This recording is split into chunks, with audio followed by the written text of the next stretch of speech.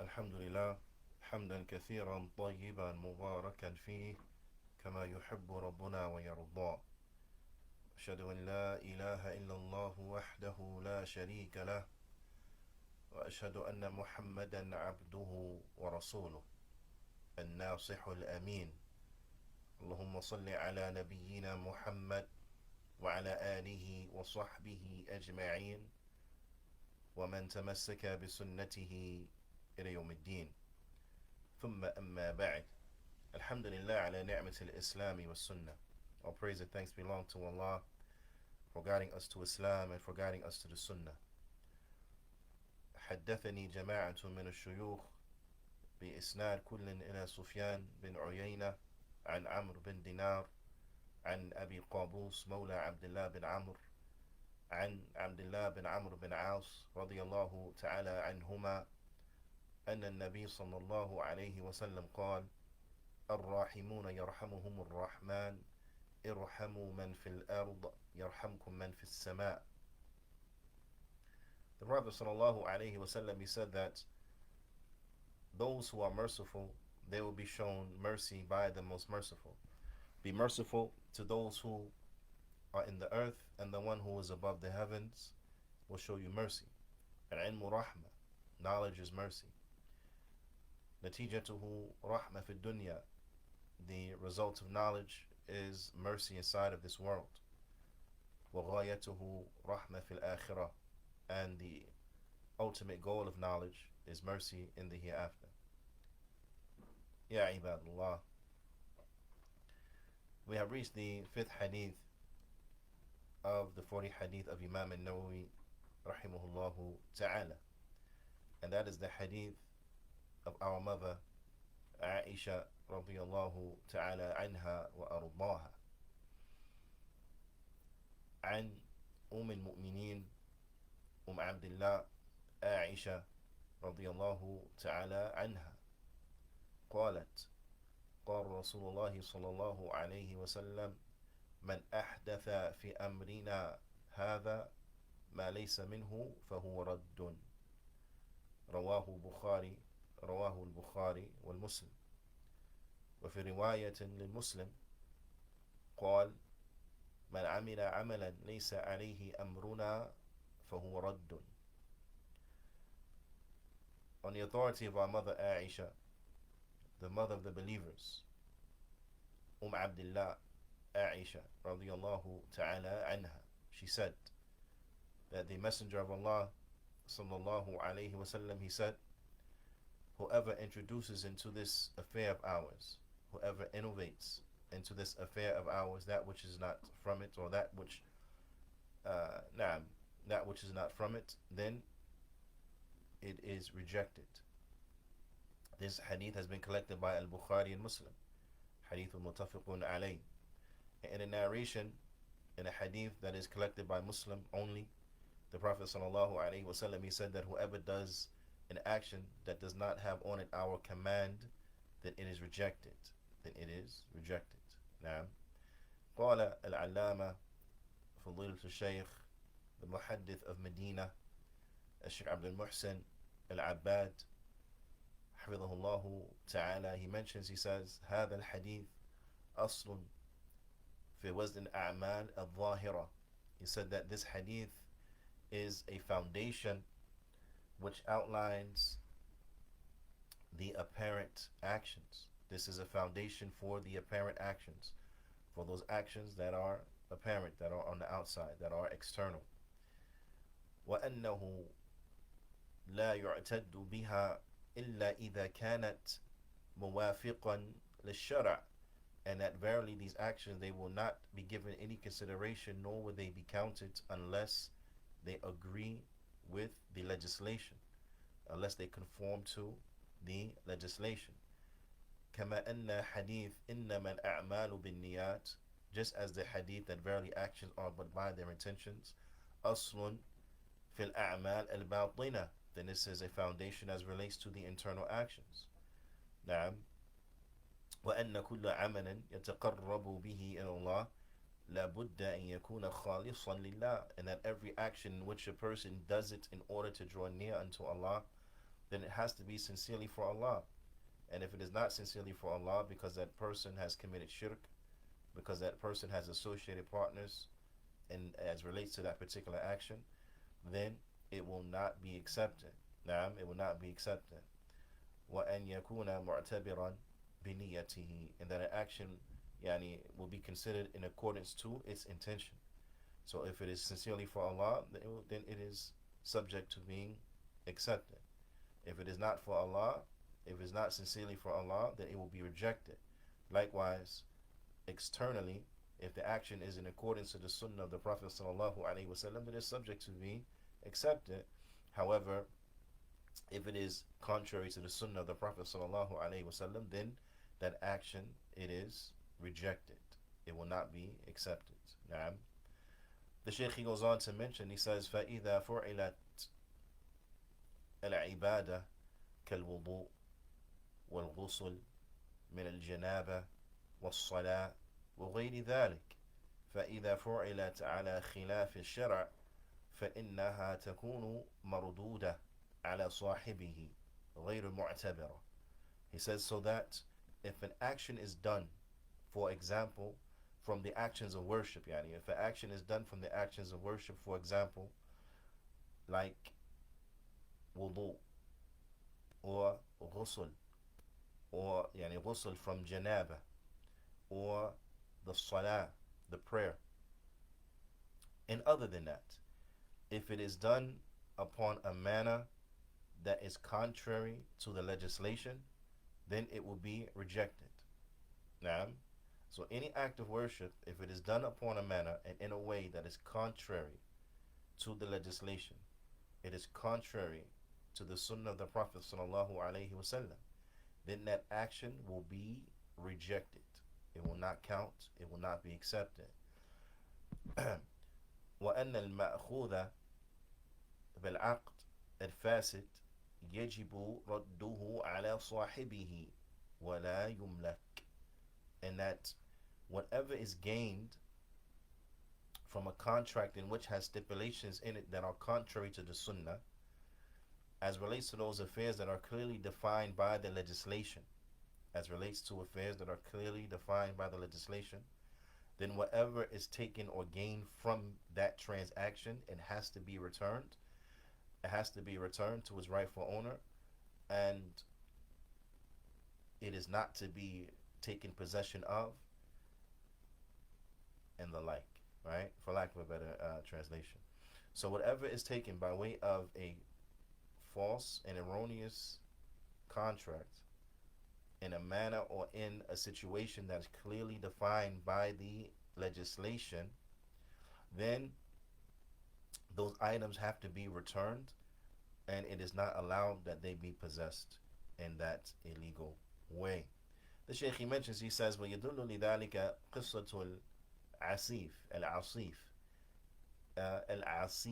Now, he says, and what's pointed to this is the story of Al-Asif. Al-Asif, الذي قال النبي صلى الله عليه وسلم لأبيه, who the Prophet صلى الله عليه وسلم, he said to his father, أما الوليدة والغنم فرد عليك رواه البخاري ومسلم. And as for the servant girl and for the cattle, or as for the slave girl and the sheep, right, then they are to be returned unto you. Then they are to be returned unto you. And long story short, as background for this particular incident, is that a crime had taken place of which there is a legal punishment that is attached to it. And as opposed to judging by this legal punishment, there were other agreements made so as to bargain and to buy their way out of this particular situation and said legal punishment, right? And it is apparent, wallahu a'lam wa a'lam, that this came out of ignorance. It wasn't something that was intentionally done so as to circumvent the legal ruling, but it was done out of ignorance, thinking that it was something that was acceptable and it was okay. So therefore, in an attempt to buy the way out of this situation, then a servant girl and sheep, livestock, were given, and the like. So when this situation was brought back to the Prophet sallallahu alaihi wasallam, because you have from the Sahaba those who they informed the individuals that no, this is not the legal ruling, but rather the legal ruling is this, this, and that. So this case was brought to the Prophet sallallahu alaihi wasallam so that he may judge as relates to it. So that he may judge as relates to it. So when it was presented, the situation, the Prophet sallallahu alaihi wasallam, he told the man that the legal punishment is to be enacted upon each individual, and that which was given trying to buy out of the situation, it has to be returned. It has to be returned. And you're not allowed, the person who it was given to has to return it back to him, and they're not allowed to keep it because this is not correct, right? So, ala kulli hal, why? Is because the situation had taken place where there is a clear legal ruling. So now to come and to try to do something other than that, then it will not be accepted in that particular case, right? Just like a person that tries to come and they try to pray upon a manner that is contrary to the way that the Prophet sallallahu alaihi wasallam taught us how to pray. So a person comes, and this is an extreme and perhaps absurd example, but I think it'll be clear to the listener. If a person came and they stood on their head and they did that in the corner or wherever the case is, and they stood on their head and you asked them, what are you doing? And they said, I'm praying, I'm making salat to dhuhr, making salat to dhuhr by standing upon your head. And they said, yeah, I'm making salat to dhuhr by standing upon my head. Then obviously that will not count. That is not considered praying dhuhr. Why? Because this is not the manner in which the Prophet sallallahu alaihi wasallam commanded us to pray and taught us how to pray. So therefore, this act that a person had tried to invent as an act of worship is rejected. Now, that was an absurd example, right? Let me bring you another example that is closer to reality, meaning it is closer to reality because people actually do it, so it is a real example, but it is just as absurd. And that is the case of individuals who spin around in a circle. They spin around in a circle, and they call this worship. They spin around and they spin around and they spin around, and they say that this is worship, this is ibadah. Obviously, this is rejected because the Prophet sallallahu alaihi wasallam, he never taught us to spin around in circles, and that this constitutes as worship, and that Allah Ta'ala is worshipped by an individual spinning around in a circle, and the like. So, of course, this is rejected. This is not ibadah. This is not worship, because it is contrary to that which the Prophet sallallahu alaihi wasallam he brought. Now, ala kulli hal, this is important to know and to understand. The Shaykh, he goes on, he mentions, he says, وَيَدُلُّ الْحَدِيث عَلَى أَنَّ مَنِ ابْتَدَعَ بِدْعَةً لَيْسَ لَهَا أَصْلٌ فِي الشَّرْعِ فَهُوَ مَرْدُودًا. Also, we take from this hadith that whoever innovates an action, whoever innovates something that has no origin in the legislation, that it is rejected. Whoever introduces something, they innovate something in the religion. Now, I'm going to support that is stressed in the religion. Now, whoever does something and they innovate and they make up a religious act, right, that has no origin in the legislation, then it is rejected. وَصَاحِبُهُ مُسْتَحِقٌ لِلْوَعِيدِ. And the innovator and the companion of said innovation, then they are under threat of punishment, and they are deserving and worthy of punishment. Naam, and of the threat. They are worthy of punishment and of the threat. As the Prophet sallallahu alaihi wasallam said, وَقَدْ قَالَ النَّبِيُّ صلى الله عليه وسلم في المدينة. The Prophet sallallahu alaihi wasallam, he said, as relates to al-Medina, as relates to al-Medina, من أحدث فيها حدثا أو آوى محدثا فعليه لعنة الله والملائكة والناس أجمعين. حديث صحيح متفق عليه رواه البخاري والمسلم. The Prophet sallallahu alaihi wasallam, he said that whoever innovates in it, whoever does a bid'ah, whoever does an act of innovation inside of Medina, in Medina, or whoever gives protection they give protection to an innovator. They support and give protection to an innovator. Now, then it will be upon that individual the curse of Allah and of the angels and of all of mankind. So whoever does an innovation in Al Medina, or they support and give shelter and protection to an innovator, then they will have upon them the curse of Allah, the angels, and all of mankind. So an individual who does the innovation, then they are under threat. They are under threat of being cursed by Allah subhanahu wa ta'ala. And the, the reasons and the wisdom is very clear, right? And we'll just get into it briefly and mention it almost in passing. It's very clear because what is implied is that Allah subhanahu wa ta'ala did not speak the truth. When Allah ta'ala when he said, اليوم أكملت لكم دينكم وأتممت عليكم نعمتي ورضيت لكم الإسلام دينا. And on this day I have perfected for you your deen and completed my favor upon you. Naam. And I'm pleased that you have Islam as your religion. You have Islam as your way of life. Allah Ta'ala says that the deen is perfect and He completed the favor. Now, I mean that it is done, it's over. So for the individual to come now with an innovation is saying that what? They are adding something that is missing, right?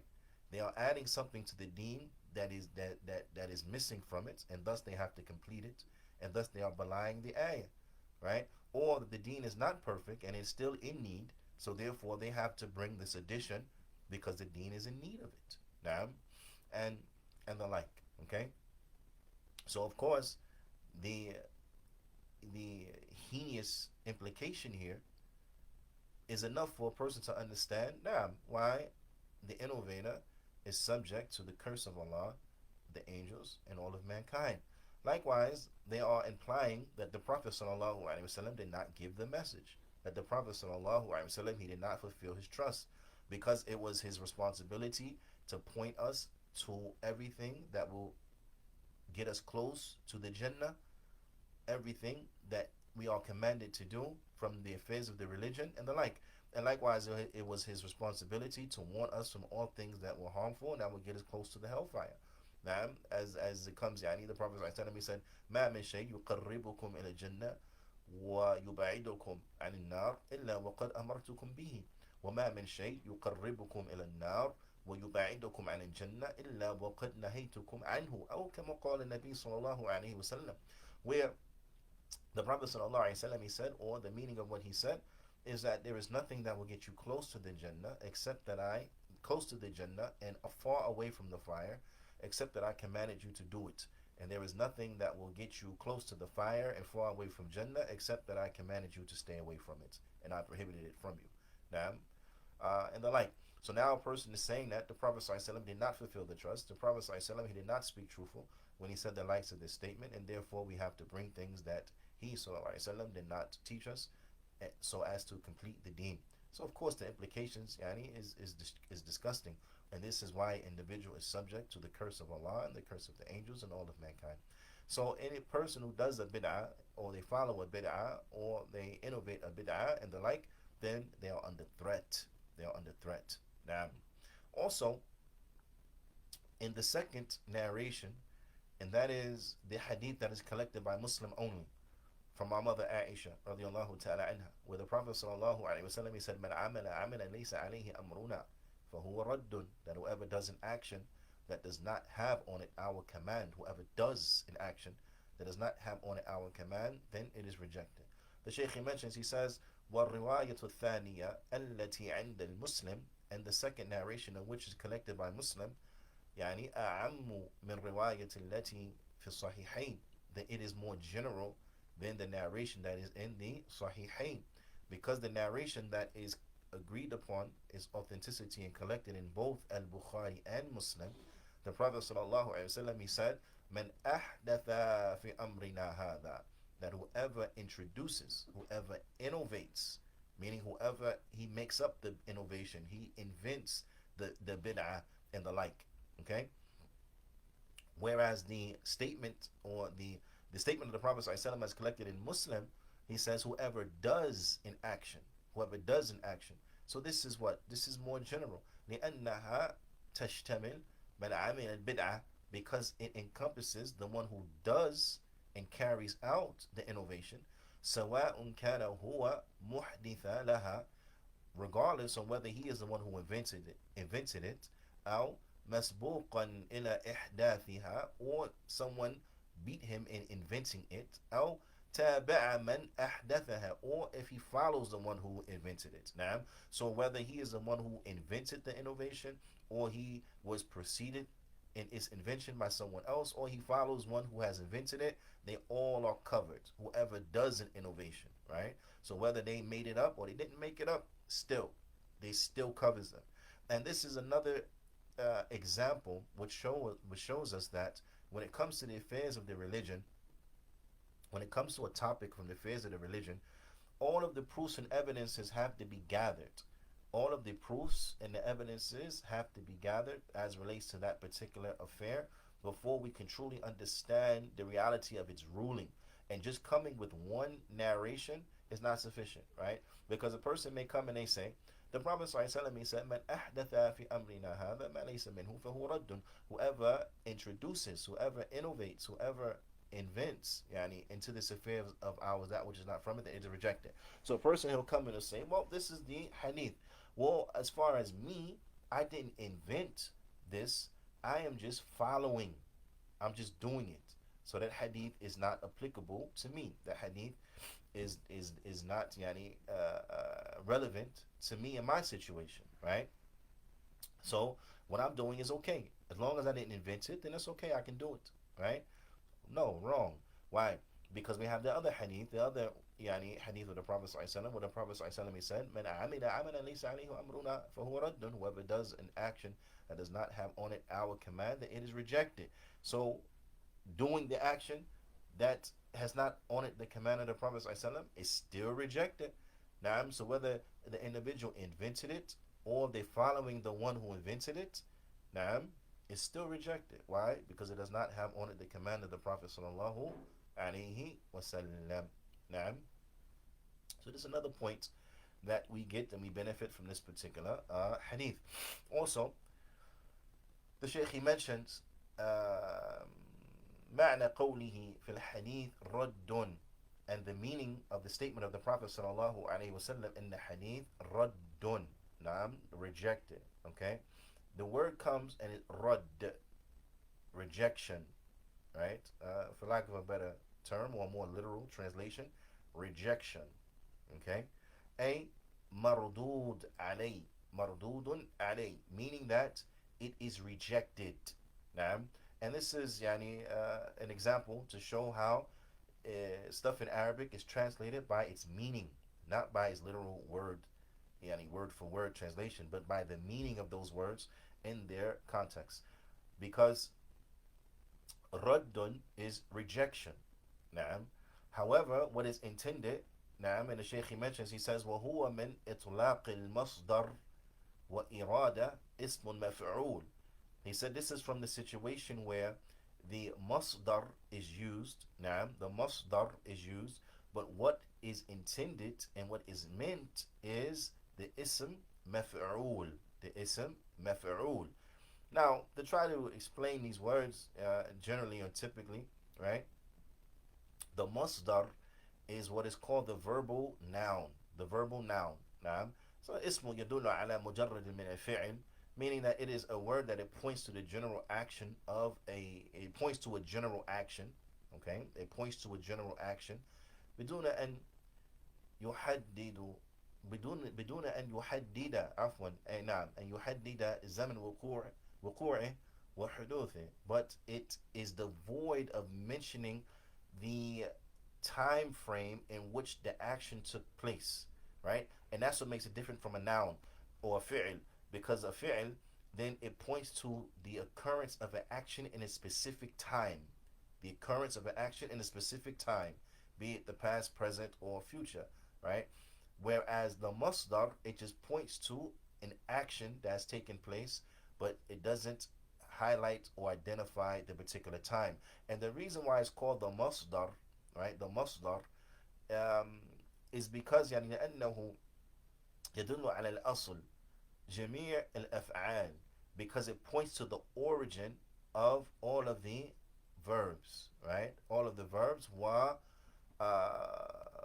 مشتقات نعم, and all of the words that are extracted from it. So this is the origin. This is the origin, and then from that, then the verb will be extracted, and the other yani words that are extracted will come from it.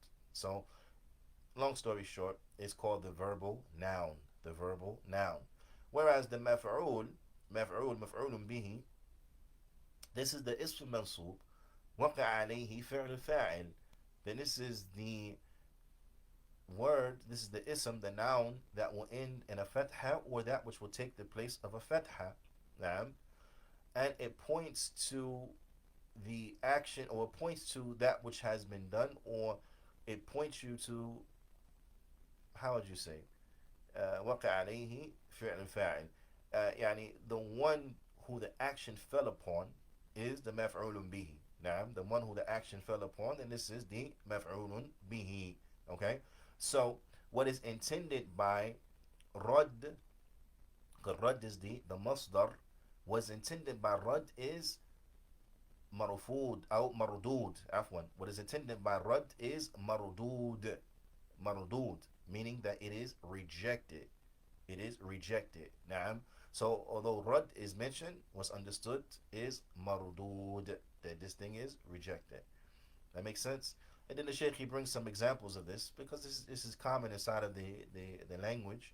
He brings some examples of this. He says مثل خلق بمعنى مخلوق, as it comes in certain contexts, خلق, but what is intended by it is مخلوق, يعني that which is created, the creation.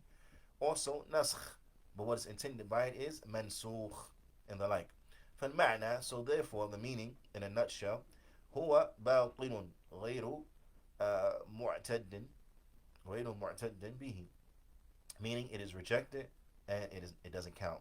Now, it's rejected and it doesn't count. Inshallah ta'ala, I hope that makes sense, Yani. That was more of a benefit, particular to those students who are studying Arabic. Now, who are studying the Arabic language. على كل حال. Also, we understand from this hadith, لا يدخل تحت الحديث. نعم. لا يدخل تحت الحديث, that it doesn't enter into this hadith, is not meant or يعني spoken about by this particular hadith, ما كان من مصالح من في حفظ الدين, that which comes in order to preserve the religion, right? That this is, you won't say about the likes of these things that this is bid'ah. Now, you won't say like about these things that this is bid'ah and the like. أو موصولا إلى فهمه ومعرفته, or that which is utilized in order to understand and to help an individual understand the religion. Now, to help an individual learn and to understand the religion, that you won't say about the likes of these things that that thing is a bid'ah. You won't say that, right? So, for example, a person won't come in and say, okay, you said that this is a masdar, you said that's maf'ulun bihi, and you mentioned, you alluded to a fa'il, you mentioned fa'il, and so on and so forth. وَمَا الدَّلِيلُ مَا الدَّلِيلُ مِنَ الكِتَابِ وَالسُنَّةِ عَلَى الْمَصْدَرِ وَمَفْعُولٌ بِهِ what to the end of it, right? And this type of terminology, it is bid'ah. Okay? No, this doesn't enter into this, because this is from the affairs of what? Helping people as to understand the religion. So for example, the writing down of knowledge and the istilahat, the jargon, right, that is used in various sciences and so on and so forth, then you won't say about this is bid'ah, and then try to use this particular hadith as an example, right? Like the Shaykh, he mentions علوم اللغة والنحو وغير ذلك, like the science of the language and of grammar, and other than that, and so this is the jargon in which that is used and the like. Then this won't be, you won't say about it that this is bid'ah. Likewise, the Shaykh, he mentions, he says the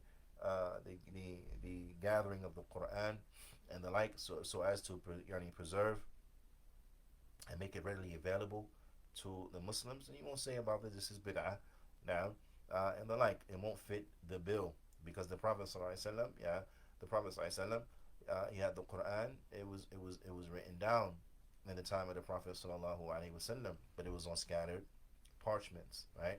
Likewise, we have inside of the Book of Allah that which points us to the fact that this is a kitab, ذلك الكتاب, this is the book, and the like. So, ala kulli hal, you won't say about the likes of this is bid'ah because this does not fit the definition of bid'ah. Does not fit the definition of bid'ah, and thus is not spoken about here in this particular hadith. Now, another point um, that we learn from this hadith, the Shaykh mentions, is that الحديث يدل على إطلاقه على رد كل عمل مخالف للشرع. Is that this hadith, it points us to the fact that every action that is contrary to the legislation is rejected. Every action, okay? Every action contrary to the legislation, then it is rejected. وَلَوْ كَانَ قَصْدُ صَاحِبِهِ حَسَنًا, even if the intention of the person who does it is good, even if they have a good intention. Now, and you know, this goes back and reflective to the discussion on the condition of the acceptance of deeds, is that they have to be sincerely for Allah subhanahu wa ta'ala, and they have to be in accordance with the sunnah of the Prophet sallallahu alaihi wasallam. And if one of those conditions are missing, then the deed is rejected, right? So a person can't come in and say, well, yeah, okay, I did a bid'ah, and the Prophet sallallahu alaihi wasallam didn't teach this to us, but I intended good, and I did it sincerely for Allah subhanahu wa ta'ala, so it doesn't count. You know, I stood on my head and as to pray dhuhr, you know, and I was sincere. I did it sincere for Allah, so it counts. Or I spun around to worship Allah subhanahu wa ta'ala, and I spun around a lot in a circle and got really, really dizzy. So does it, but it was sincere for Allah, so does it count? No, does not count. Does not count. It was a complete waste of your time, because it's not in accordance to the sunnah of the Prophet sallallahu alaihi wasallam. And we have to worship Allah subhanahu wa ta'ala based upon the text, based upon how we were taught to worship Him inside of the book and inside of the sunnah. So a person's intention, as good as it may be, then it is not enough. ويدل عليه يعني قصة الصحابي الذي ذبح أضحيته قبل صلاة العيد. And what points to this is the story of the companion who slaughtered his animal before the Eid. He slaughtered his animal for the Eid, for Eid al-Adha. He wanted to slaughter an animal on Eid al-Adha. But the sunnah is to what? Is you slaughter after the Salatul Eid, after the Eid prayer. Then you slaughter. But he slaughtered before the Eid. Intending well, but he didn't know. Intending well. فقال له النبي صلى الله عليه وسلم, so the Prophet صلى الله عليه وسلم, he said, شاتك شات اللحم. He said that what you have slaughtered, you killed it, but it is for meat, meaning this is for people to eat from. It won't count, meaning it does not count for the slaughter on the day of Eid al-Adha, or it doesn't count for the slaughtering after Salatul Eid for Eid al-Adha. Does not count. Okay, does not count. As we know, because the slaughtering could be on the Yom al-Eid, or it could be on one of the ayam tashriq. But also we learn from this hadith, هذا الحديث يدل بمنطوقه على أن كل عمل ليس عليه أمر الشارع فهو مردود. This hadith points us to the fact, and that which is explicitly mentioned and said due to its wording, that whoever does an action that does not have on it the command from the legislation, now does not have on the legislative command, does not comply with the legislation, then it is rejected. Okay? ويدل بمفهومه على أن كل عمل عليه أمره فهو غير مردود. And it points us to the fact that, which is implicitly, the implicit fact, meaning it's not said but is implied, that whoever does an action that is in accordance to the legislation, then it is accepted. Then it is accepted. Or, to put another way, it is subject to be accepted. نعم, it is subject to be accepted. وأن من كان عمله جاريا تحت الأحكام الشرع موافقا لها فهو مقبول ومن كان جاريا عن ذلك فهو مردود. So whoever's action is in compliance and in accordance to the rules and regulations of the legislation, then it is subject to being accepted. Whereas whomever's action is in contrary to the legislation and does not coincide with the legislation, then it is rejected. Then it is rejected. Now, the Shaykh, he brings 6 points of benefit from this hadith. Now, 6 points of benefit from this hadith. This hadith, which is tremendous, because it's a hadith that is a frame of reference for the external actions, right? From the way in which we do the actions and so on and so forth. Now, but also from beliefs, statements, so on and so forth. Because a bid'ah, and it's important that we understand what is bid'ah. What is a bid'ah? What is an innovation? Kullu i'tiqad. Every belief, or amal, or action, or love, or expression, أحدث بعد موت النبي صلى الله عليه وسلم تعبدا وتقربا إلى الله سبحانه وتعالى ولم يدل عليه دليل لا من الكتاب ولا من السنة ولا من فعل السلف فهي بدعة. نعم, هذه الأعمال واعتقادات وألفاظ هي البدعة. Okay, that every belief or action or statement that has been invented, that has been made up, has been innovated after the death of the Prophet sallallahu alaihi wasallam, and a person does them as an act of worship, ta'abbudan, and they do it as an act of worship, wa taqarruban, and they do it in order to draw near unto Allah subhanahu wa ta'ala, but there is no proof for it, not from the Quran and not from the Sunnah, nor do we find any of the Salaf doing it, nor do we find any example in the actions of the Salaf, of the Sahaba. Then this is a bid'ah. This is an innovation. This is an innovation, and it's rejected. Now, so of course this is dealing with affairs of the religion. Hence, and we understand that from the word ta'abbudan wa tuqarruban ila Allah, that a person does it as an act of worship and to draw near unto Allah subhanahu wa ta'ala. So with that being the case, those things that are from the inventions of the dunya, then they do not enter into this, and that is not what is being spoken about. Okay, so this is not and does not constitute an innovation in the religion. So a person can't come and say, oh, you say bid'ah, bid'ah, bid'ah. Okay, why do you drive a car? Why do you have a smartphone? Why do you have, I don't know, why are you wearing glasses, right? Why are you using a ballpoint pen? So on and so forth. Because these are from the affairs of the dunya. The ballpoint pen, the glasses, smartphone, car, airplane, whatever, these are from the affairs of the dunya. So these innovations, these inventions, so on and so forth, then they do not constitute a bid'ah, because bid'ah is only referred to, meaning in the religious sense. We're not talking about a linguistic sense, but I'm saying in a religious sense, bid'ah is only applied to those affairs that are linked to the religion. So a person does an action and they take this action as an act of worship, drawing near unto Allah Ta'ala by way of it, but there's no proof from the Kitab and Sunnah or the way of the Salaf, then this is bid'ah. A person has a belief, na'am, and this belief, there is no proof in the book, nor in the Sunnah, nor from the way of the Salaf, and a person takes this belief in order to draw near unto Allah and as an act of worship, then this is bid'ah. Huh?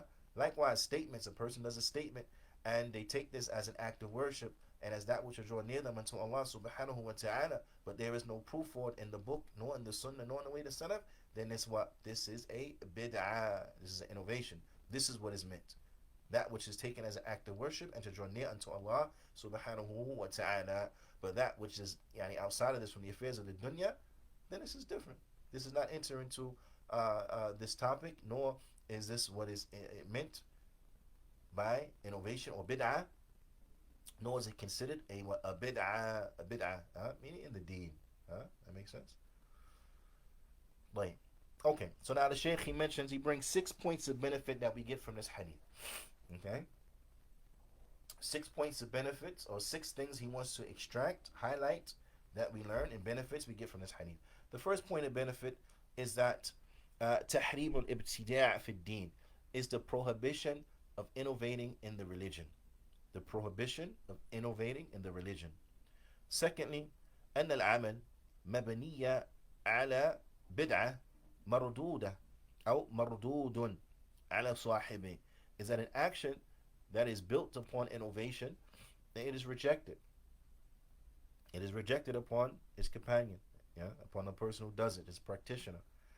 Thirdly, النهي يقتضي الفساد, is that here, the prohibition here, it encompasses in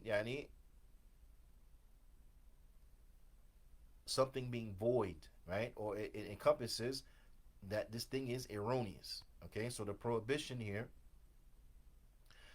we understand by being prohibited from doing innovation, the fact that if innovation is done, then it doesn't count.